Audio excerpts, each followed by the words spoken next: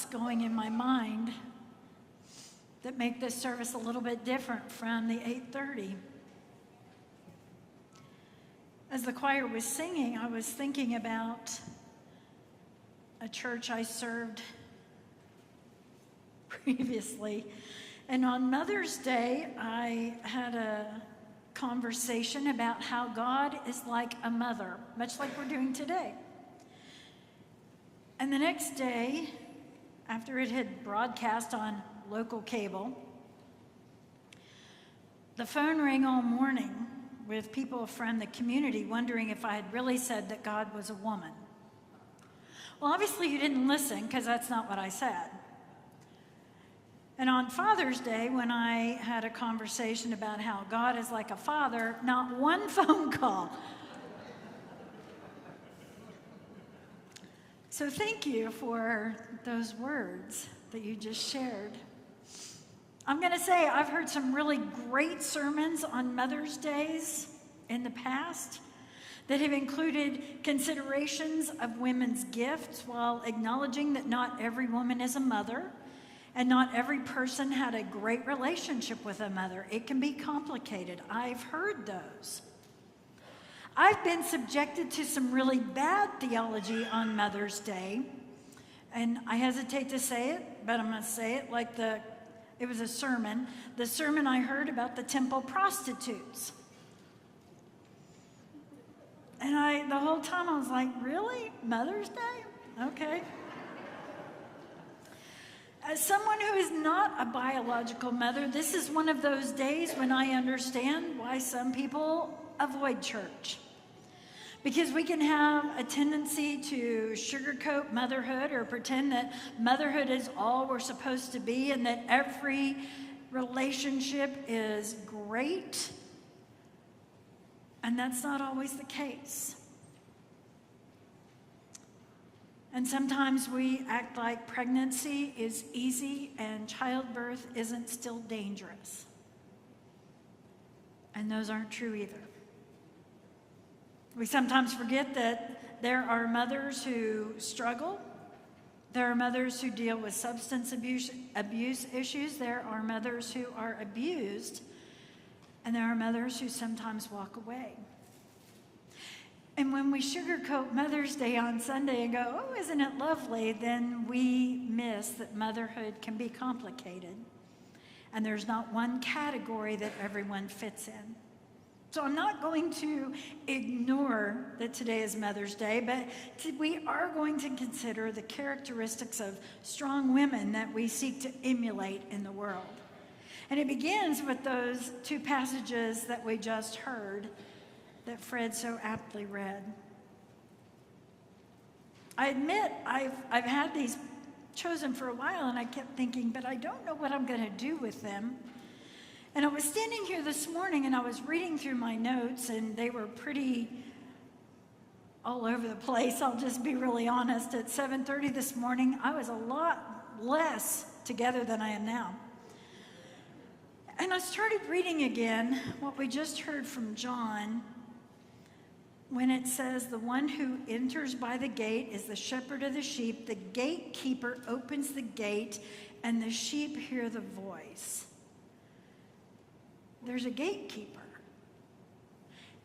And I started thinking about gatekeepers in our lives.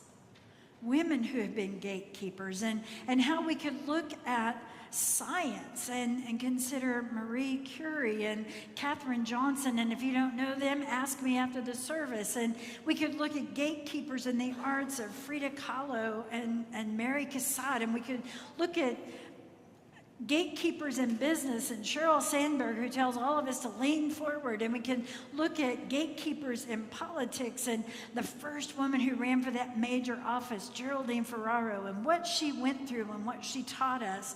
We could look to our own denomination and look at the gatekeepers who were elected bishops in time, the first bishop that looked like me, down to the white hair, Marjorie Swank Matthews. We could look at the first African-American female bishop, Leontine Kelly. We could look at the first openly out bishop, Karen Oliveto, and say, these are gatekeepers for us People who took us to the gate and showed us new possibilities. They didn't just take us and show us, they opened it. Sometimes they kicked it down. And these women who have been these gatekeepers who got us there, if we listen to their voices, we learn something, and it makes us want to go through the gate ourselves and continue on those pathways. But then I'm going to go back to Psalm 23 and say, sometimes we need help because sometimes the pathways we choose aren't very wise. And I've always been mystified that we see Psalm 23 as being very calming.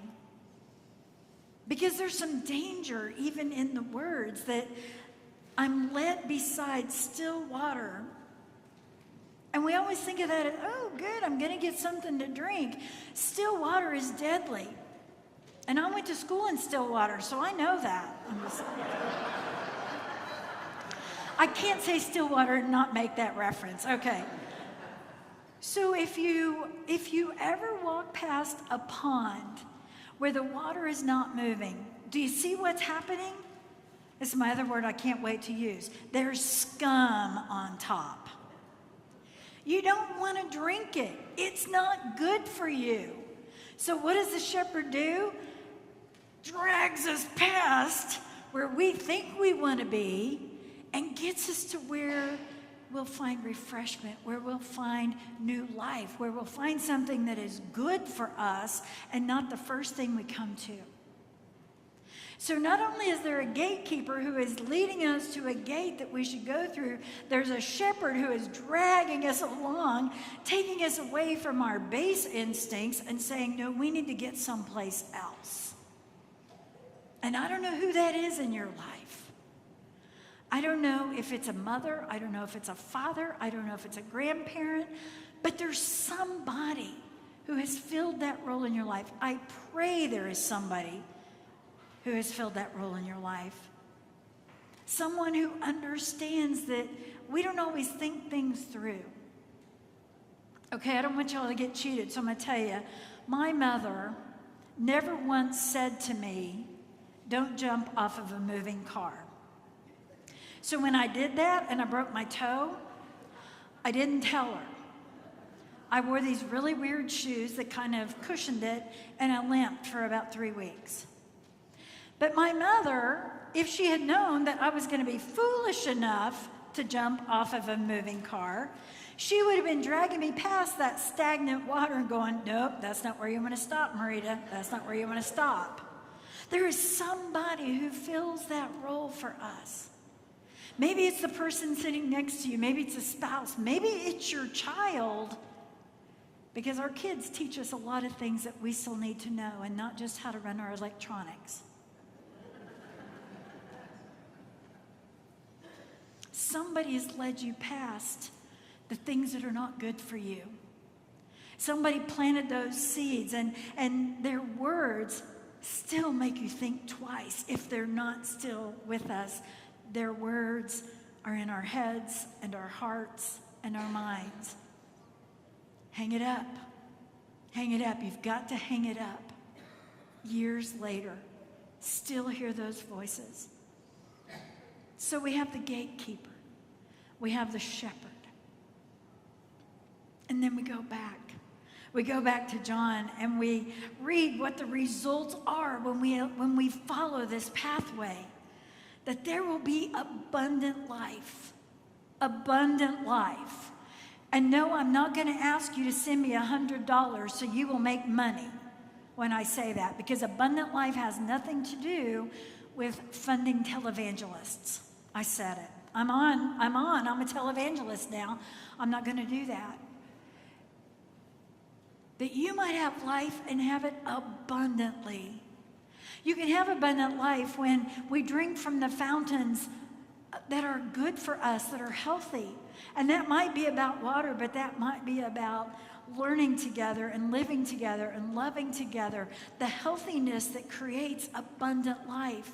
When we listen to our kids, when our kids listen to us, when we present great examples in the world, and when we continue to walk on pathways that lead to life. When we think about what we put in our bodies, and not just food, but into our minds and into our hearts, that nourishment. When we think about safety for all, when we think about the challenges that have led us, all of that brings us to an abundant life. Now, I'm sorry, that sounded like a Mother's Day sermon. If you do this, and this, everything's going to work out great. I can't say that.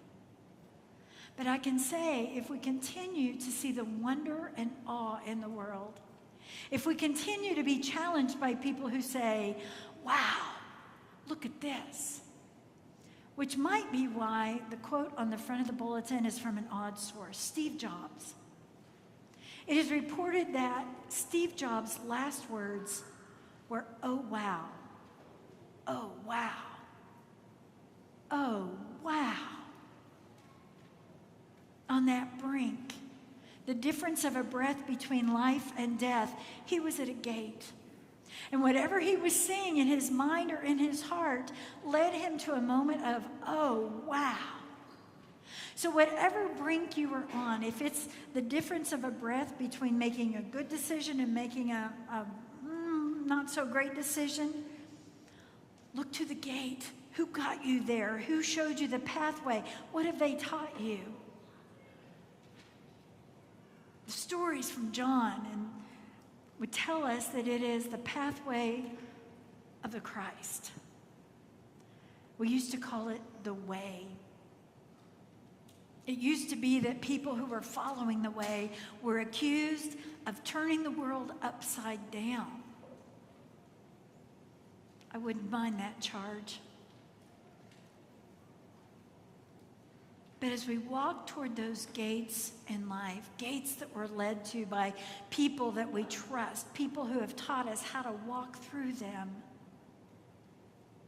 allow for the oh wow moment.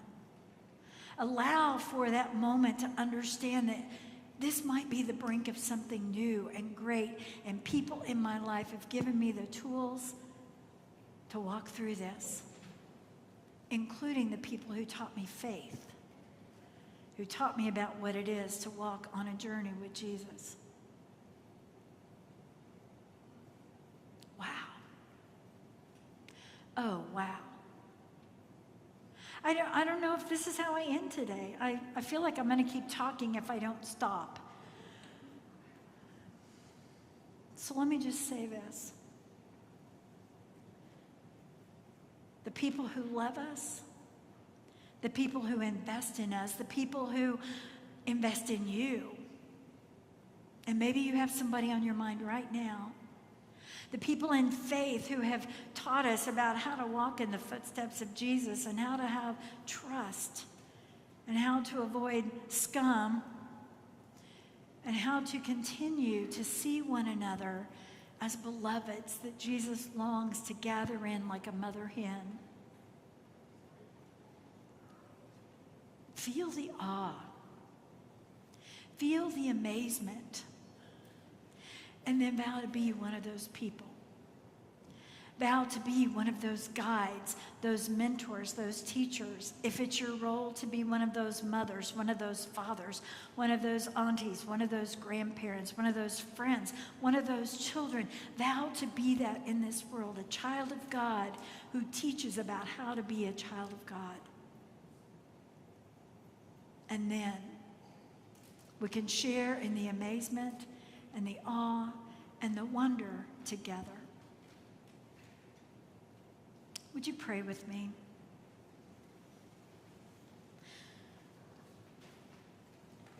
God, on this day, faces come into our minds, names, food, memories of meals shared. Perhaps memories of letting someone down or giving someone great pride. And when we come to this moment, when we think about who the gatekeepers in our lives have been, it can't stop there. So help us to be gatekeepers, to lead next generations and next generations to new pastures, new fields, new opportunities where you are beckoning them to be. Help us to teach them about the dangers along the way. But most of all, help us to see the wonder and awe in one another, in each of us as being unique and unrepeatable gifts of God in the world who are here for a purpose. Help us to live that purpose in our daily walk. Amen.